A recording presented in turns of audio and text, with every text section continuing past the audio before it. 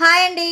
ఇవాల్టి మన special recipe తోటకూర పప్పు అండి. ఒక్కసారి ఈ విధంగా ట్రై చేయండి, చాలా బాగుంటుంది. ఎలా చేయాలో చూపిస్తాను. ముందుగా కుక్కర్లో ఒక గ్లాస్ కందిపప్పు తీసుకొని శుభ్రంగా కడిగేసుకోవాలి.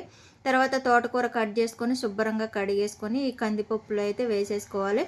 2 టమాటాలు తీసుకొని చక్కగా ముక్కలుగా కట్ చేసుకొని పచ్చిమిరపకాయ టమాటా ముక్కలు కూడా వేసేసుకొని పసుపు ఉప్పు కారం వేసేసుకొని కొంచెం చింతపండు వేసేసుకొని చక్కగా మూత పెట్టేసుకొని 4-5 విజిల్స్ అయితే రానివ్వాలి.